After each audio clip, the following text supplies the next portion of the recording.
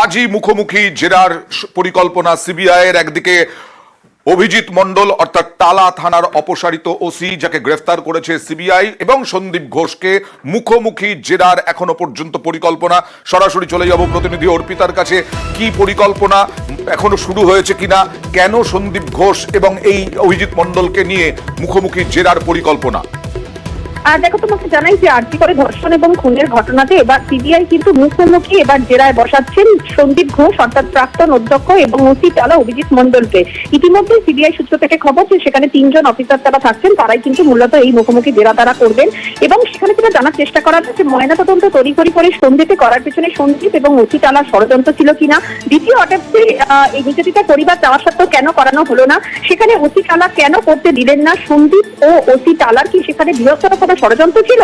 দেহ দ্রুত সত্যায়ের জন্য চাপ দেওয়া হয়েছিল পরিবারকে, কেন চাপ দেওয়া হয়েছিল? ওসি টালা কেন তিনি চাপ দিয়েছিলেন? তাহলে কি সন্দীপের পরামর্শতেই সেই চাপ?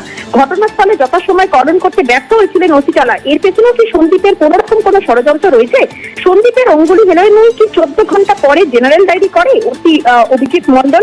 এরকম মারাত্মক একটা নৃশংস ঘটনায় কেন এত দেরি? কতক্ষণ হয় দুজনের মধ্যে কথা, অর্থাৎ সন্দীপ এবং ওসি টালার মধ্যে কথা? যেদিন কিনা দেহ উদ্ধার হয় তাদের মধ্যে কিন্তু 10টা 3 নাগাদ কথা হয়। কি কথা হয়েছিল এবং প্রথম থেকেই কি গা ছাড়া মনোভাব ওসি টালার এই সন্দীপের কারণে? সেই সমস্ত বিষয় কিন্তু মুখোমুখি জেরা করা হবে এবং তার বয়ান কিন্তু রেকর্ড করবে সিবিআই আধিকারিকরা এবং গোটা বিষয়টা কিন্তু ভিডিও। আরো একটা বিষয় রয়েছে অর্পিতা, ধামাচাপা দিতেই কি সুইসাইড থিওরি? সন্দীপের বিরুদ্ধে যে চাঞ্চল্যকর অভিযোগ সিবিআই এর, নিয়েও মুখোমুখি জেরা।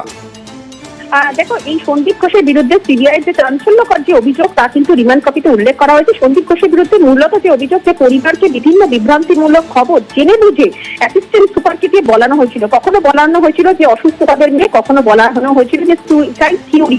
এই সুইসাইড থিওরির পিছনে সন্দীপেরই নির্দেশ, এমনটাই সিবিআই এর অভিযোগ।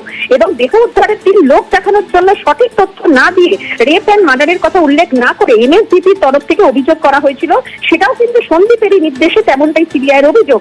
এবং ঘটনাকে প্রথম থেকেই ডাউন বেশ এই মুহূর্তে